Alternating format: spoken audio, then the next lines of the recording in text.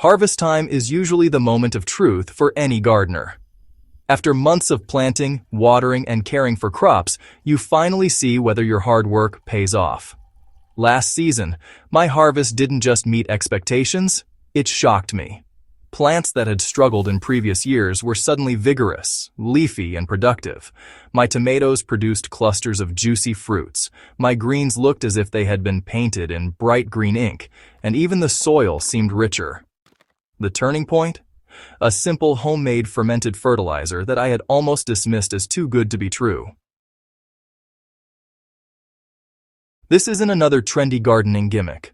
The fermented fertilizer I used works by supercharging soil life with billions of beneficial microbes, while unlocking nutrients that your plants desperately need but often cannot access on their own. Once I saw the results in my garden, I knew I had discovered something powerful enough to share with every grower who wants healthier plants and bigger harvests. At its core, fermentation is nature's way of transforming organic material into nutrient-rich, bioavailable food.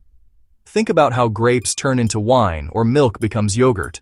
Microbes do all the heavy lifting.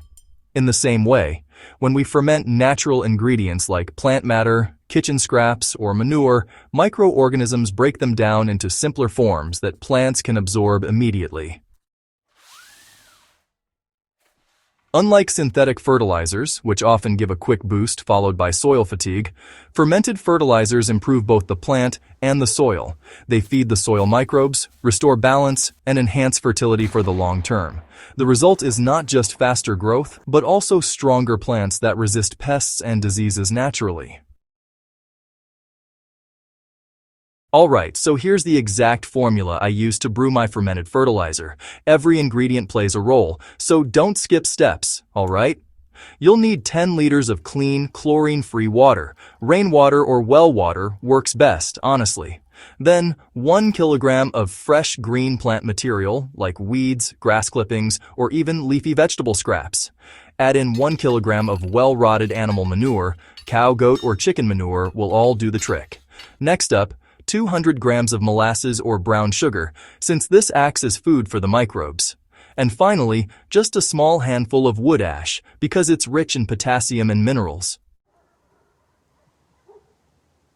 Now, place the plant material and manure in a clean plastic container or bucket. Dissolve the molasses in water and pour it in, then add the wood ash. Make sure to stir thoroughly and cover the container loosely so air can escape, but insects can't get in. Let this mixture ferment for 14 days, stirring once every 2 days to keep those microbes active and happy. After 2 weeks, you'll notice a pleasant sour smell, sort of like fermenting fruit. That means the microbes have multiplied and converted the ingredients into a living fertilizer concentrate. The concentrate is just too strong to apply directly.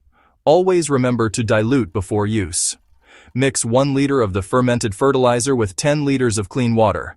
And, for small containers or, young seedlings, you can go even lighter at 1 part fertilizer to 15 parts water. Apply this diluted solution every 2 weeks by watering right at the base of your plants. For leafy crops, like spinach, kale, or lettuce, you can also use it as a foliar spray in the early morning or late afternoon, when the sun isn't too harsh. Within days, you'll start to notice leaves becoming more vibrant, stems thickening, and, growth really accelerating. Commercial chemical fertilizers often provide a blast of nitrogen, phosphorus, or potassium, but honestly, they do little to improve soil structure. Over time, they can even harm those beneficial microorganisms and make your soil dependent on constant inputs. Fermented fertilizer, on the other hand, feeds both the plant and the soil ecosystem. The green plant material supplies nitrogen for leafy growth. The manure adds phosphorus, potassium, and trace minerals. Molasses fuels microbial activity, while wood ash enriches the mix with potassium and calcium. Altogether, these ingredients create a balanced, living fertilizer that plants can absorb immediately and, sustainably. The difference was night and day. My maize, which had previously grown thin and yellowish, developed sturdy stalks and lush green leaves. Tomatoes that usually struggled with blossom and rot gave me large, unblemished fruits. Leafy greens stayed tender and vibrant even in hotter weather. But it wasn't just the plants. The soil itself became darker, crumbly, and easier to work with. Earthworms, which had been scarce before, returned in large numbers, proving that the soil biology was thriving again. This convinced me that fermented fertilizer doesn't just give a temporary boost, it rebuilds the foundation of long-term soil health. Fermentation is simple, but, success depends on a few key practices. Always use non-chlorinated water because, chlorine kills the very microbes you want to encourage. Keep your container out of direct sunlight, since too much heat can destroy microbial activity. And make sure the container is not sealed tightly. The microbes release gases that need to escape. If you notice a foul, rotten smell, it usually means the mixture went anaerobic and harmful bacteria took over. In that case, just start again and ensure you stir regularly to allow oxygen circulation. When done right, the smell should be earthy or slightly sweet and sour, not offensive. Every gardener knows that soil is alive and healthy. Soil is, the foundation of every good harvest. Fermented fertilizer, you see, is one of the easiest ways to restore and maintain that life. It's pretty inexpensive too, since it uses readily available materials like weeds and manure. Plus, it reduces dependence on those costly synthetic fertilizers. And most importantly, it improves not just this season's harvest, but the long-term fertility of your garden. Quite the win-win, isn't it? In a world where food costs are rising and soils are degrading, making your own fermented fertilizer is an act of resilience. It gives you control, saves money, and ensures that your crops are packed with nutrients. It's a small but powerful way to take charge of your gardening destiny. Now, plants fed with fermented fertilizer benefit from more than just nutrients. The living microbes help plants absorb minerals more efficiently, produce natural growth hormones, and even trigger stronger immune responses against diseases. This is why plants treated with fermented solutions often look healthier and suffer less from pests compared to those given synthetic fertilizers alone. Fascinating, isn't it?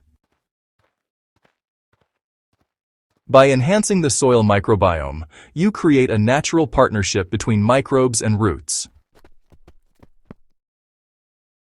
The roots exude sugars that feed the microbes, and in return, microbes unlock minerals and protect the plant. This symbiotic relationship is the hidden force that makes fermented fertilizer so effective.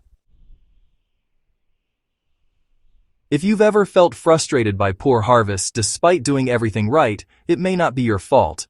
It may be your soil.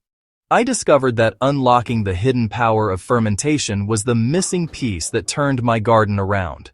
What amazed me most was not just the size of the harvest, but the health and resilience of the plants themselves. The truth is, anyone can make this fertilizer. You don't need expensive tools or advanced knowledge. All you need is a bucket, some simple ingredients, and patience for nature to work its magic. Once you see the results, you'll never go back to farming or gardening without it. If you found this guide helpful, don't keep it to yourself. Share it with fellow gardeners who want to improve their soil and grow healthier crops naturally. And if you're new here on Growth Hub Central Crops, make sure to subscribe for more proven gardening secrets that can transform your harvest just like this one did for me.